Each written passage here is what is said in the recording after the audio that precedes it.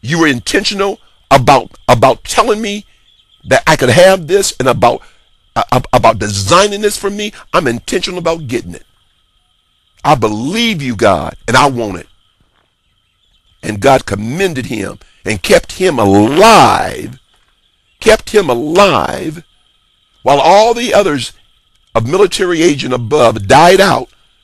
God preserved Caleb alive so that Caleb could walk when prophetic time, watch this, watch this, even though prophetic time ended for those who didn't believe, Caleb by faith stayed in prophetic time so that, watch this, he never aged. Come on, look at it. Joshua 14. Joshua 14.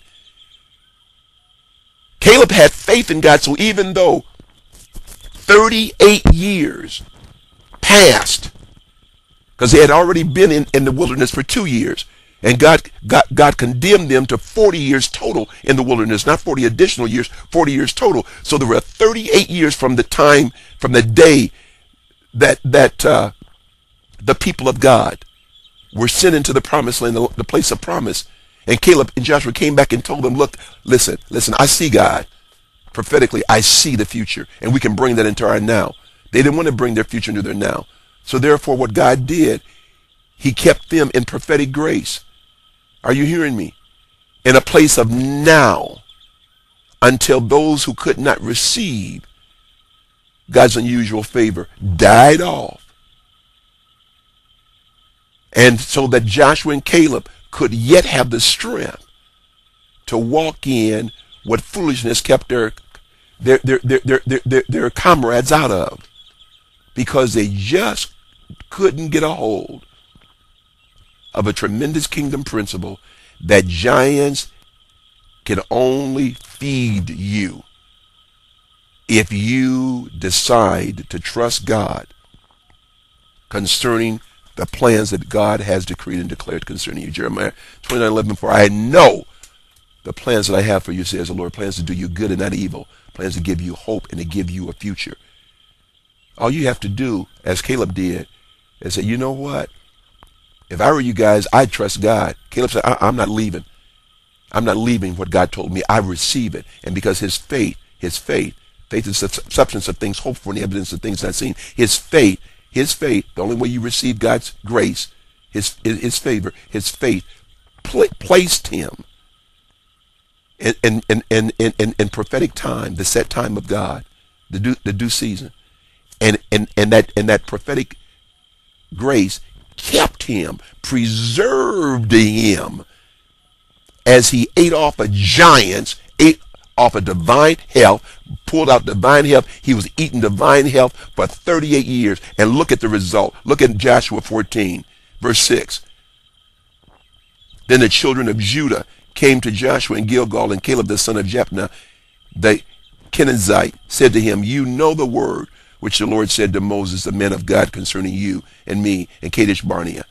I was 40 years old when Moses, the servant of the Lord, sent me from Kadesh Barnea to spy out the land, and I brought back word to him as it was in my heart. His heart. See that thing was in his heart. He believed what God said. He believed God. And as a result, set time, prophetic grace kept him until such time that his future could enter into his now. Verse 8, he said, nevertheless, my brethren who went up with me made the heart of the people melt, and I wholly followed the Lord my God. He said, I followed God with all my heart. He said, God said it was enough for me. God said it. God said, this is what I got for you.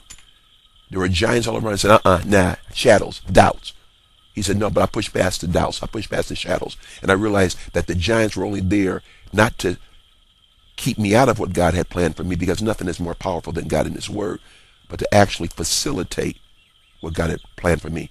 So I learned how to eat giants in order to have the strength I need to take possession of what God intended for me. He learned how to pull Rapha, divine help, divine blessing, out of the Raphaim, the giant. Verse 9, so Moses swore on that day, saying, surely the land where your foot has trodden shall be your inheritance, and your children's forever, because you have wholly followed the Lord my God. He held on to that promise, that decree. God says, no, you got it. I'm going to keep you alive and your descendants in order for you to walk in this and take possession of it. Now look at verse 10. He says, and now, see, his future had not entered, had entered his now. Behold, the Lord has kept me alive, as he said. See, prophetic grace will keep you. If you eat your giant, the thing that you thought would kill you will actually preserve you. As he said, these 45 years, because after the 38 years ended, when the 40 years were fulfilled, there were 7 years of preparation to have conquest in the promised land. And he's now ready to take possession. And so Caleb says to Joshua, he said, ever since the Lord spoke this word to Moses while Israel wandered in the wilderness, and now, here I am this day, 85 years old. Look at verse 11. As yet I am as strong this day as on the day that Moses sent me. How can this man say he's 85, 45 years have passed, and he's saying he's as strong that day, 45 years later, as he was on the day that he went into to spy out the land? Because he ate giant food. Because Rapha and the Raphaim, the divine health, the divine blessing, the Lord's blessing in the midst of the hail, he chose to eat the blessing and push past the giant. And as a result, the giant had to release the blessing to him. And that blessing, the Rapha and the Raphaim, maintained his youth, maintained his vitality, kept him in shape to take possession of the thing that the enemy would have wanted him to believe that time had passed forever concerning him ever taking possession of. But because he learned to eat giants, he was able to eat the Rapha, the blessings of the Lord, the divine health, to maintain his youthfulness. Whereas he could testify at 85, I am as strong at 85 as I was at 40. Now only God can do that. And only those who trust God and believe God can stand firmly and say, this is what God's grace did for me. Because I was more impressed with what God said than what the giants tried to torment me with. Verse 11 again, as yet I am as strong this day as on the day that Moses sent me. Just as my strength was then, so now is my strength for war. He said, I'm ready to fight. Because I've eaten giants for 45 years. Didn't run from them. I ate them. The giants were my bread. Things that used to stress you out shouldn't be stressing you out any longer. Things that used to have you depressed shouldn't be depressing you. You're a king. Eat the giant and get your blessing. Pull from the hell. Pull from the stuff that you could be afraid of, and rehearse the promise that God made you. Because he watches over his word so that his word doesn't return to him void. If he made you a promise, then you know what? You have nothing to worry about. You have everything to gain and nothing to lose. Just take possession. Verse 12, he says, now therefore give me this mountain of which the Lord spoke. See, it's time for you, prophetic grace, time for you to take possession of the life God has ordained for you.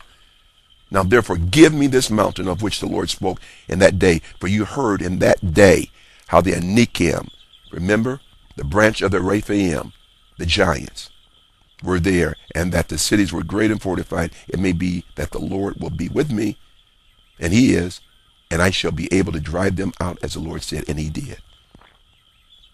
He took the mountain at 85 years old because prophetic grace preserved him alive. I will restore unto you the years that the locust has eaten. You haven't lost anything if you believe God, child of God.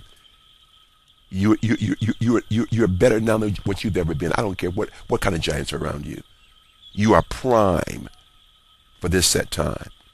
You are prime for this day. You've been preserved for this day. You've been preserved